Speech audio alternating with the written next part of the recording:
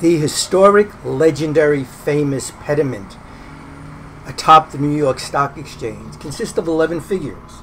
The central figure is Integrity, a classically robed female figure wearing a wing cap and standing on a stepped base. She stretches both of her arms outward with clenched fists. At her feet are two naked children who sit on either side of her base. One child reads a book and the other examines a grain hamper. Figures representing the works of man are positioned on either side of Integrity. To her right is the symbol of mechanical production, depicted by a nude male figure who holds a gear shift with his right hand and a gear with his left hand. Next to him is a male figure who symbolizes international trade. He stands with his right hand resting on a ship's wheel. Next to him is a group of two male figures, one reclining and one kneeling, studying charts. These two figures represent realizing intelligence and science. On the other side of Integrity are figures representing the works of man, which relate to gifts of the earth. The first figure to Integrity's left is a nude male who walks bent over under the weight of a sack he's carrying on his back. In the background is a relief of wheat sheets. Standing next to him is a female dressed in a skirt, blouse, and kerchief. These two figures represent agriculture. Next to them is a group of two nude males, both crouching to examine a rock. These two figures represent mining. At each corner of the pediment is a wave which symbolizes the influence of the stock exchange, which stretches from sea to sea. This is a powerful, important work of sculpture that characterizes the New York Stock Exchange building.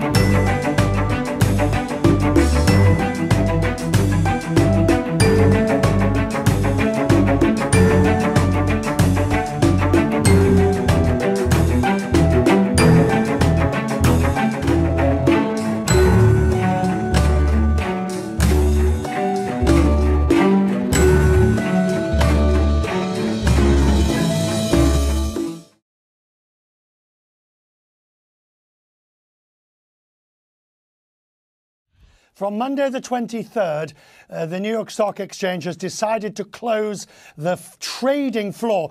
But, Wolf, electronic trading will continue. So the market is not being closed. Only the floor together. The actual market will remain open to an all-electronic trade system temporarily. So for practical purposes, viewers watching, Richard, and they want to trade stocks starting Monday, how does this impact them? Not one jot. They would go online to their online brokerage as usual. They'd call their broker. Nothing would change in terms of they will buy or sell shares. But from the exchange's point of view, there'll be no... I mean, to a large extent, the floor doesn't carry much of the trade anyway. It's electronically driven. Floor closed, trading continues, totally. On this historic day where the New York Stock Exchange is closed for floor trading and operating through computers for the market makers that stand on the trading floor every day who are remotely opening and closing stocks throughout the day using their technology systems. History. How's it going so far? It certainly is a historic day for the New York Stock Exchange, taking the steps that we think makes most sense to protect people more broadly across the U.S. So we made the decision to move to electronic trading. Action. Is it interfering at all with liquidity? Is it operating normally? Market makers that stand on the trading floor every day who are remotely opening and closing stocks throughout the day using their technology systems. Normally? Yeah, stocks open normally this morning. The market makers that stand on the trading floor every day who aren't standing behind me today are remotely opening and closing stocks throughout the day using their technology systems to interact and provide liquidity into the market throughout the day. This highlighted a lot of trading is done electronically already. The people on the floor are using algorithms to trade. So a lot of that is happening off floor now, as it would on a normal day. Because some people are saying, look, we might not see the New York Stock Exchange floor open ever. If this proves to go well, why do we even need floor traders? Market makers that stand on the trading floor every day who are remotely opening and closing stocks throughout the day using their technology systems.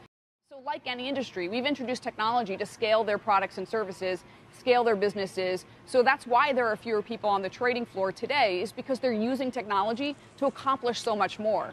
But that technology is a critical piece of it. Anytime you empower people with technology, and you get a much better result. And that's what we see. Our stocks trade with less volatility as a result.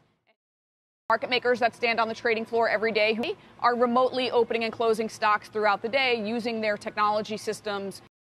It's a well-considered response. It's not a panic reaction. And I would challenge all Americans to be thinking about their actions right now through that lens, right? This is a crisis, but it doesn't give us the opportunity to make decisions based on fear or panic. It's very important that we use this opportunity to become the best versions of ourselves, make decisions that are good long-term decisions about how we can protect ourselves, our neighbors, and how we can be part of the solution. Just like that. And those situations have been designed, well thought out, data-driven, and actual responses to market conditions, not knee-jerk reactions. You need to make sure the markets stay open. This is why we designed this. Now we need to stay open. They need to be able to provide access to investors. It is also very helpful to understand and to highlight what the public sentiment is. That's a useful tool to have.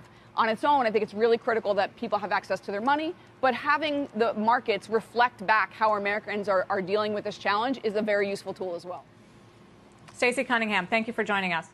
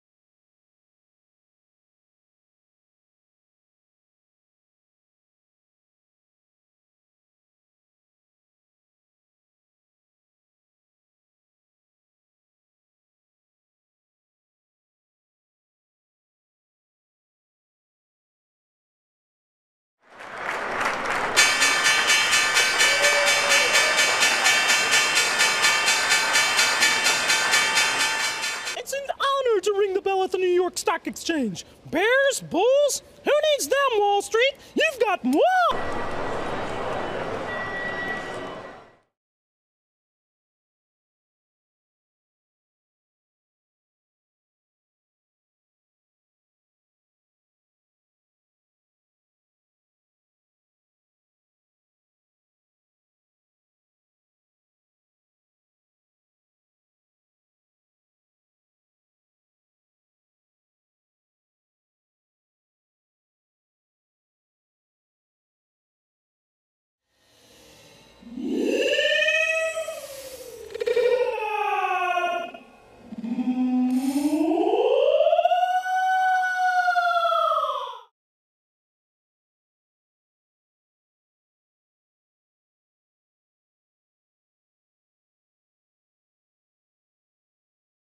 Exchange. Bears, bulls? Who needs them, Wall Street? You've got moi!